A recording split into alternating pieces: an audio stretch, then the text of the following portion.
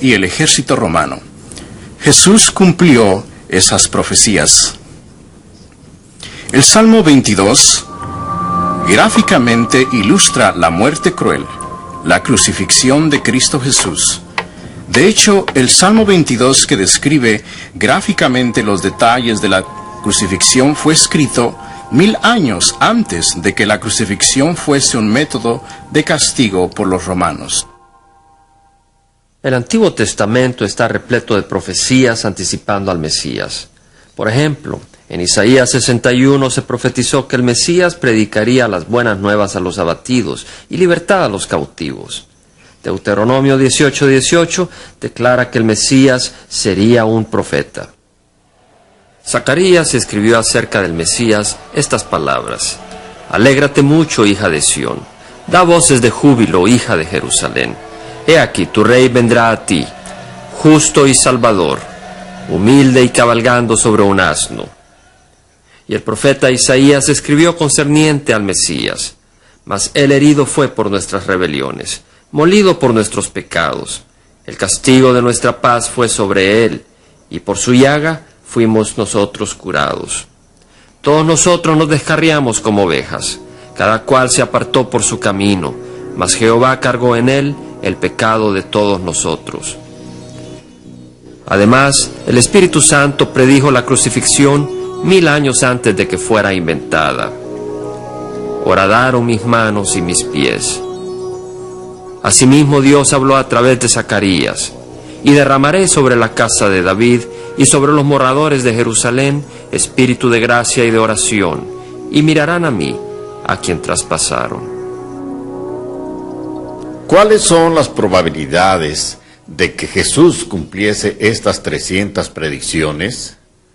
Una de las predicciones es que Belén sería el lugar de su nacimiento. Ahora, ¿cuáles son las probabilidades de que un individuo nazca en Belén? Bien, si tomas el promedio de la población en la tierra en el tiempo de la profecía de Miqueas y lo comparas con el promedio de la población en Belén, te vas a dar cuenta que una persona de cada 280,000 nació en Belén. Al momento que tú dices Belén será el lugar de su nacimiento, has eliminado a la gran mayoría de la gente que pueda decir yo soy el Mesías.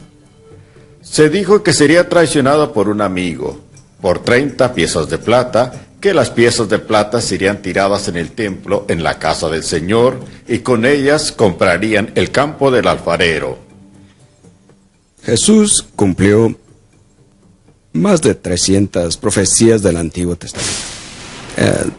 Tengo una insignificante licenciatura en matemáticas, y sé un poco sobre probabilidad, y no pudo haber ocurrido por casualidad. Además, cosas que no se pueden manipular. Por ejemplo, se profetizó que nacería en Belén. ¿Qué puedes hacer tú para nacer en Belén? Se profetizó que Él resucitaría de entre los muertos. ¿Cómo puedes resucitar de los muertos si no eres realmente Dios? Se profetizó en Daniel 9, el día en que entraría a Jerusalén montado en un pollino hijo de asna. ¿Cómo podría ser esto posible? Tienes que nacer en el tiempo preciso en la historia. ¿Cómo podrían manipular a una multitud de gente para que se alinearan sobre el camino desde el Monte de los Olivos hasta Jerusalén, exaltándole como el Mesías? ¿Cómo podría hacer esto? Cada detalle de su traición, el precio de la transacción, el lugar donde ocurrió, quién se quedaría al final con el dinero, y más y más. Increíbles detalles, todos escritos por adelantado, y nadie puede debatirlos, porque el Antiguo Testamento fue traducido en griego 3 siglos antes que naciera Cristo. Lo que conocemos como la versión Septuagésima, tenemos 4 copias de ella. Increíblemente, Jesús cumplió exactamente todas las profecías mesiánicas, a pesar de que fueron escritas cientos de años antes de su nacimiento. La probabilidad de cumplir solo 8 de estas profecías se ha calculado que es 1 en 10 elevado a la 28ª potencia. Ciertamente Jesús es el Mesías, el Hijo de Dios, el Salvador del mundo. Cuando Lucas escribió a su amigo Teófilo el libro que conocemos como Hechos de los Apóstoles, dijo que Jesús se presentó vivo después de su muerte o pasión, con muchas pruebas indubitables. Jesús tuvo muchos testigos de su resurrección.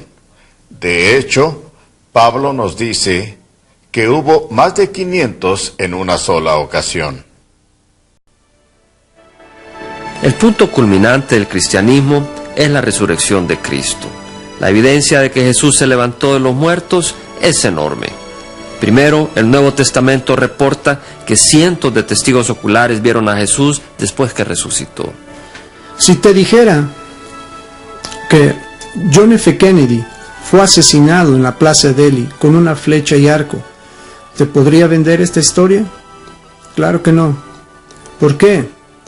Porque entre nosotros hay testigos oculares que presenciaron el evento.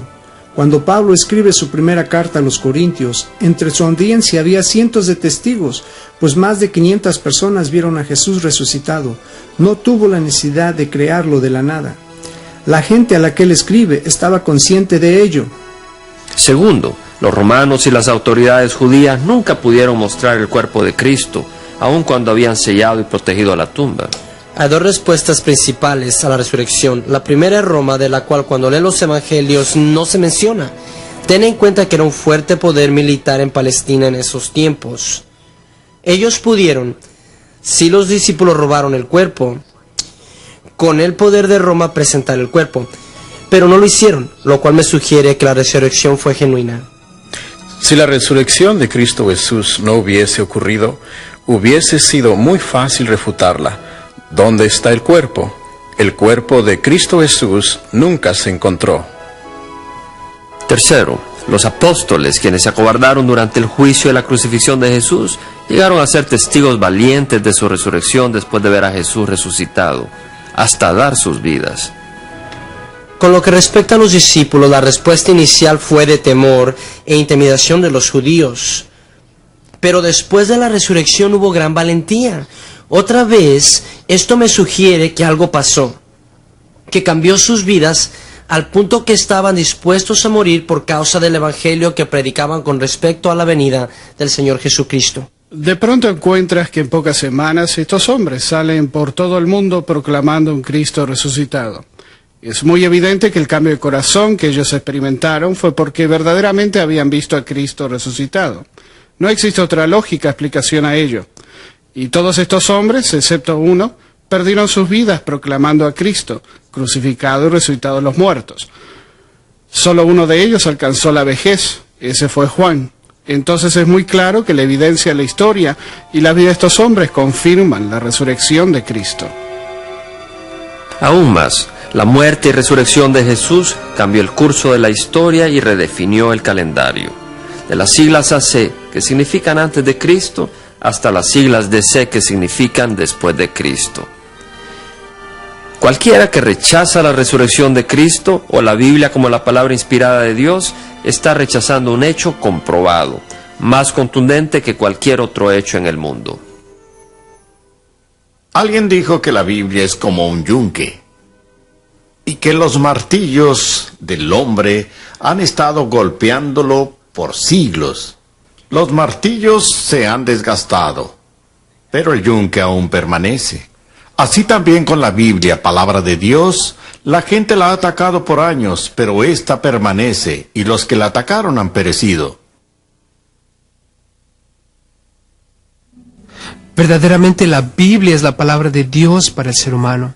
Según de Timoteo 3:6 dice que toda la escritura es inspirada por Dios y útil para enseñar, para instruir en justicia. En Juan capítulo 1 se nos dice que Jesús mismo es la palabra de Dios. El Salmo 138 declara que Dios ha engrandecido su palabra sobre su nombre.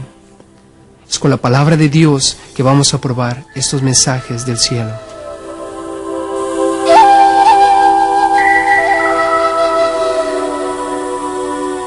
Aquellos familiarizados con la palabra de Dios saben que durante los